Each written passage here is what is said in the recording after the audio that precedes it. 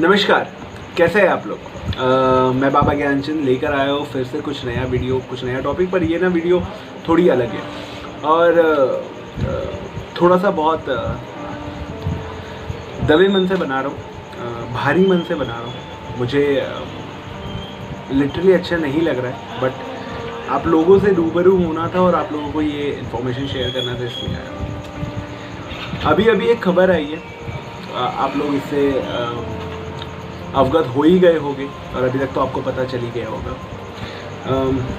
लंबी बीमारी से जूझते हुए हमारे बिलव्ड प्रेसिडेंट, और क्या बोलूँ मैं, एक ऐसे पॉलिटिशियन, मैं बोल रहा हूँ, मेरे पास शब्द नहीं है, मेरे को मेरी ज़बान लड़खड़ा रही है, मुझे समझ में नहीं आ रहा मैं आपसे कैसे बताऊँ इन सब चीज़ों को। बट हमारे बिलव्ड प्रेसिडेंट और 13th प्रेसिडेंट और मोस्ट लव्ड पॉलिटिशियन, यस हाँ, मिस्टर प्रणब दा। मैं नाम नहीं पूरा ले सकता क्योंकि मैं हमेशा से उन्हें प्रणब दा ही बोलता रहा हूँ और वो रिस्पेक्ट हमेशा मेरे मन में उनके लिए रहेगी। चाहे मतलब कभी ऐसा हो, मतलब क्या बोलूँ मैं,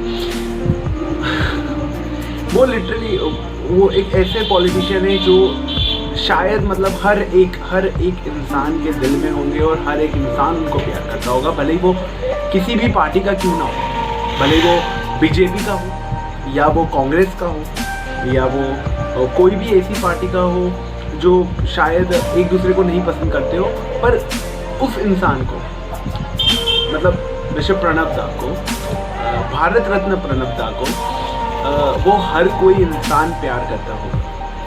उनकी शख्सियत ही ऐसी थी। और एक छोटे से शहर का लड़का, एक छोटे से गांव का लड़का, शहर तो नहीं बोलूँगा मैं, गांव का लड़का, वेस्ट बंगाल से आता हुआ, जिसका जन्म 11 दिसंबर 1935 को हुआ, जब देश शायद आज़ाद भी नहीं हुआ था, शायद क्या आज़ाद ही नहीं हुआ था। और उस समय ऐसा कोई सोच नहीं सकता था कि कुछ इतना बड़ा होगा, जो शायद आज़ादी की लड़ाई में भी था। और जब उसकी क्या बोल सकते हैं ना, जब उसने अपनी जवानी में वो आया, जब उसने अपनी ढंग से आंखें खोली, तब देश आज़ाद हुआ था।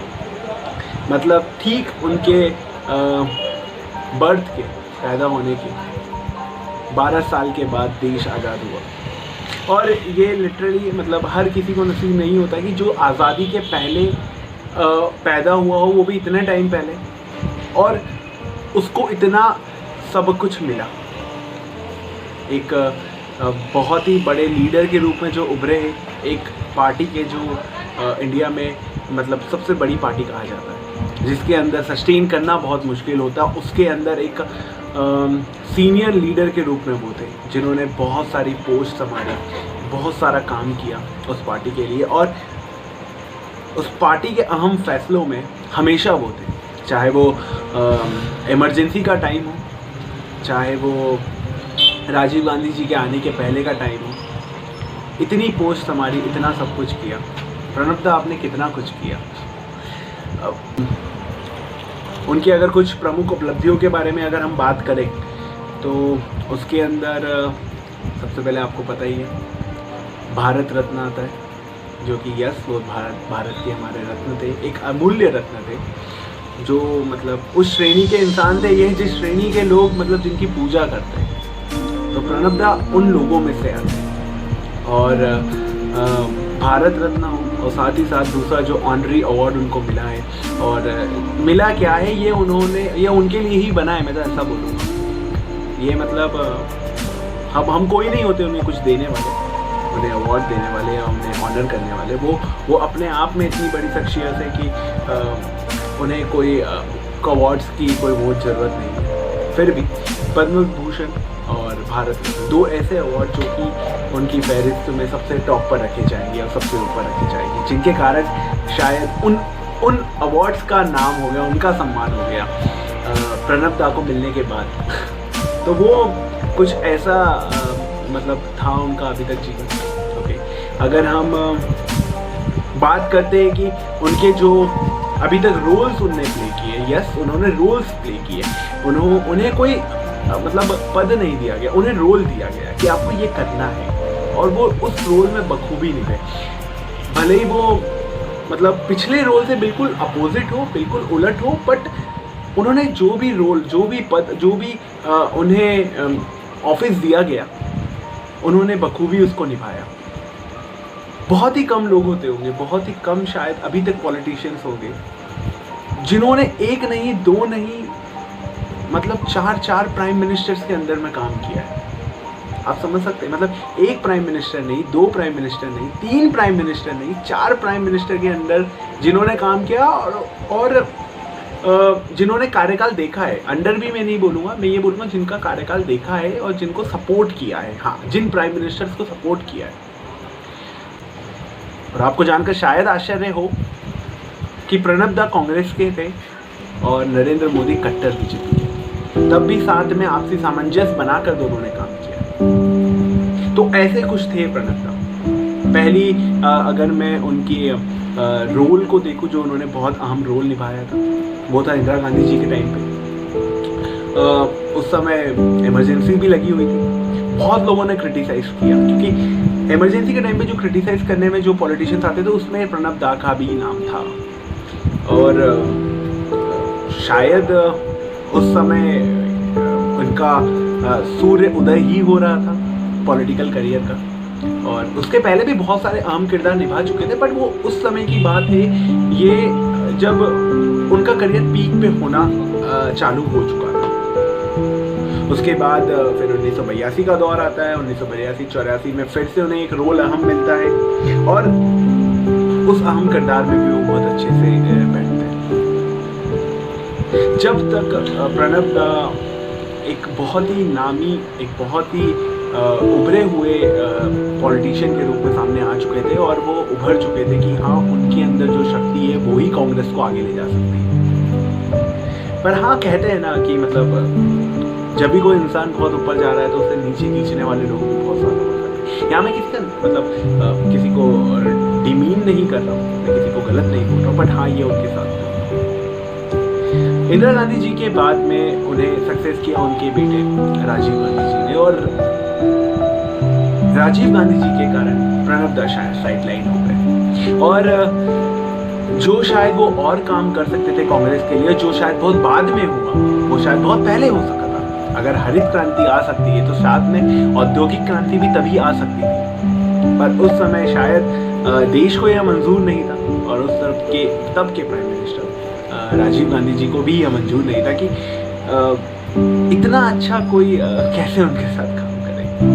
वे सच में बहुत मतलब बुरी बात थी, मुझे ऐसी लगती है, मेरा ओपिनियन, मैं अपनी बात बता रहा हूँ, पर ये चीज़ हुई। और उसके बाद आप सबको जानते हैं कि उनका असैसिनेशन जब हुआ, उसके बाद जब न्यू प्राइम मिनिस्टर आए, जिनने भारत की तस्वीर बदल के रखी, जिनके कारण आज भारत की जो शुरुआत हुई थी नए भारत की, वो उनके कारण हुई थी। मैं तो यही बोलूँगा, मैं यही मानता हूँ, शायद आप लोग भी यही मानेंगे।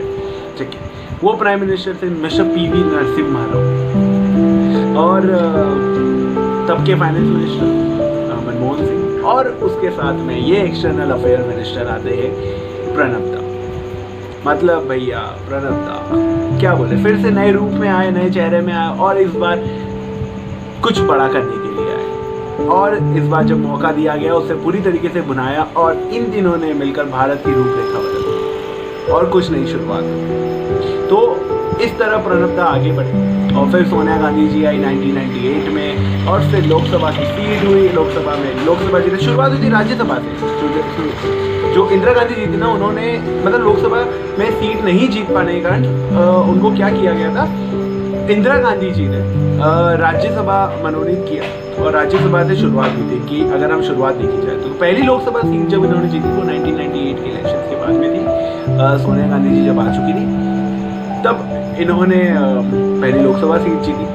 उसके बाद फिर यूपीए का गठन हुआ, यूपीए में फिर से इन्हें एक मिनिस्टर का दर्जा दिया गया, वहाँ पे भी उन्होंने एक्सटर्नल अफेयर मिनिस्टर के साथ साथ 2004-06 की अगर मैं बात करूँ, उसके बाद 6 के बाद में फिर डिफेंस मिनिस्टर का फिर से काम किया 2008 से 2010 तक। सॉरी, फाइनेंस मिनिस्टर का फिर से रोल अदा किया। तो ये दूसरी बार फाइनेंस मिनिस्टर बने थे जब 2010 में, मतलब आप शायद विश्वास नहीं करेंगे, शायद आप में से बहुत सारे लोगों को पता भी नहीं होगा, और मैं आपको ये बताना चाहता हूँ, तब उन्हें एशिया का बेस्ट फाइनेंस मिनिस्टर 2010 में घोषित किया गया, और साथ ही साथ बेस्ट फाइनेंस मिनिस्टर 2010 भी उन्हें ही घोषित किया गया। मतलब आप समझते हैं, मतलब इतनी बड़ी ऑनर की बात है, कितने बड़े ऑनर की बात है कि एक इंडिया के फाइनेंस मिनिस्टर को बेस्ट फाइनेंस मिनिस्टर का दर्जा दिया गया, वो भी 2010 में। और ये पहली बार नहीं हुआ था, इसके पहले भी एक बार ये हो चुका है, और ये तब हुआ था 1984 में। 1984 में भी प्रणब दा को best finance minister all over the world best finance minister का दर्जा दिया गया था, जो कि शायद कभी कोई सोच भी नहीं सकता था, क्योंकि तब तक इंडिया का कुछ इंडस्ट्रियलाइजेशन और इन सब की फील्ड में अगर हम देखें तो हमने इतना बड़ा काम नहीं किया था, और बेस्ट फाइनेंस मिनिस्टर के रूप में all over the world Pranab दा उभर कर, तो ये था। इसके बाद 2010 में कार्यालय ख़त्म करने के बाद में जो चीज़ शायद बहुत पहले हो जानी चाहिए थी वो बहुत बाद में हुई, बट यस, उनका अंतिम जो रोल था, जो सबसे लास्ट रोल मैं बोलूँ, वो था भारत के राष्ट्रपति के रूप में। राष्ट्रपिता तो एक ही है, बट हाँ, राष्ट्रपति के रूप में 13वें राष्ट्रपति के रूप में प्रणब दा ने 2012 में कमान संभाली। जबकि मतलब जब उन्होंने प्रेसिडेंट वो बने, तब हमारे प्राइम मिनिस्टर थे मनमोहन सिंह जी, जो उनके बेस्ट फ्रेंड भी कहे जाते हैं, और इन्होंने साथ में मिलकर बहुत काम किया। और ये दोनों ही, मतलब कुछ लोग हैं कांग्रेस में, कुछ लोग हैं बीजेपी में, मैं हर एक पॉलिटिशियन मेरा फेवरेट नहीं है, बट हाँ, कुछ लोग कांग्रेस में जो हमेशा मेरे फेवरेट लिस्ट में रहेंगे और टॉप पे रहते हैं। तो उनमें टॉप पर सबसे पहले नाम आता है प्रणब दा का, उसके बाद मनमोहन सिंह, फिर शशि थरूर, और पी चिदम्बरम जी को भी लेता हूँ, क्योंकि पी चिदम्बरम जी भी बहुत आला दर्जे के पॉलिटिशियन हैं, कभी कभी भटक जाते हैं, तो बहुत आला दर्जे के। तो 2012 में जब प्रेसिडेंट बने, तब प्राइम मिनिस्टर थे मनमोहन सिंह जी, जिनकी सरकार 2014 में तख्ता पलट हुआ, और बहुत टाइम के बाद, बहुत लंबे अरसे के बाद, अटल बिहारी जी के बाद बीजेपी की सरकार फिर से आई।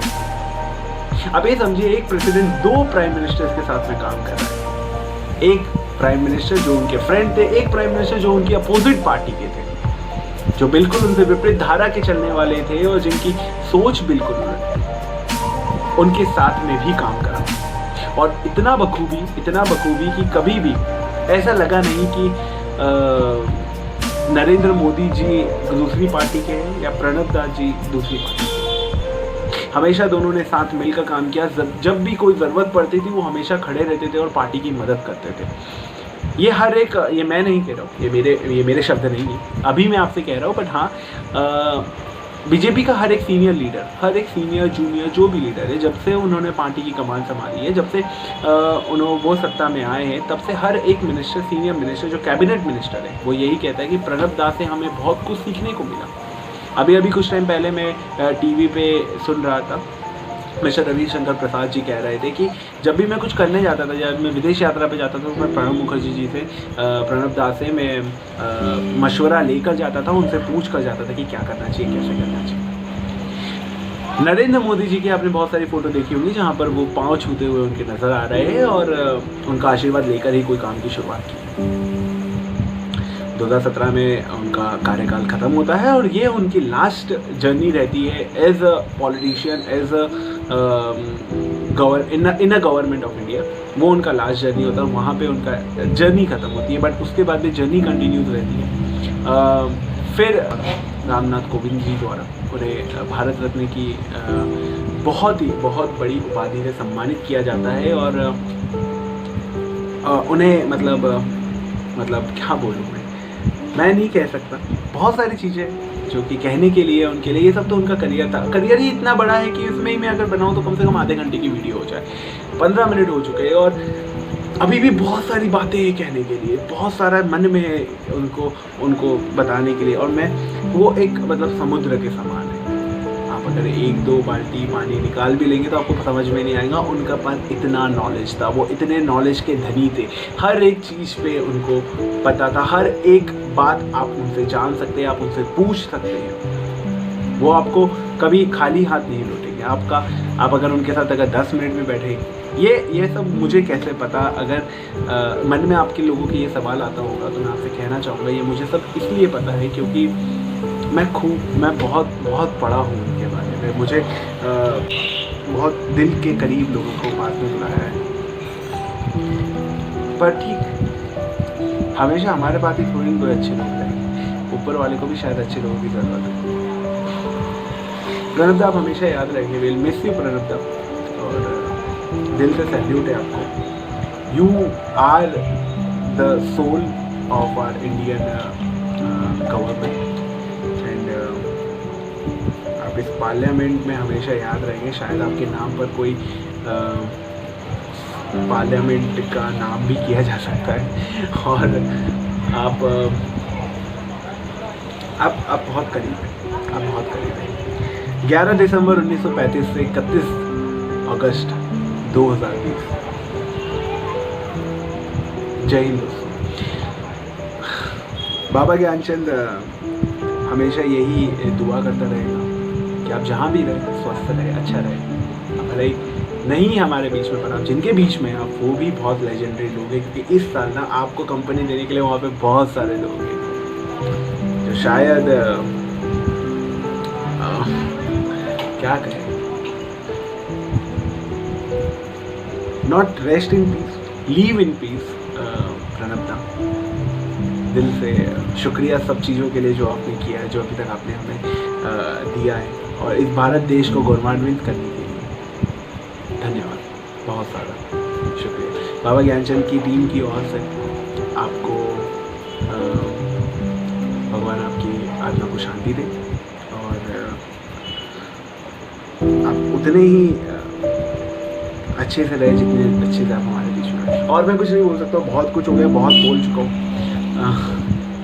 अगर अच्छी लगी वीडियो तो शेयर करिएगा, लाइक करिएगा, सब्सक्राइब करिएगा, और क्या बोलूँ, बस यही चीज़ है। तो आज के लिए इतने ही काफ़ी। मिलते हैं फिर अगली वीडियो के लिए, और होप वो वीडियो में जब मैं बनाऊँ तो वो बहुत अच्छी वीडियो, ऐसी वीडियो बनाने का मुझे दोबारा मौका ना मिले, और मैं बिल्कुल नहीं चाहता हूँ ऐसा कुछ बनाना।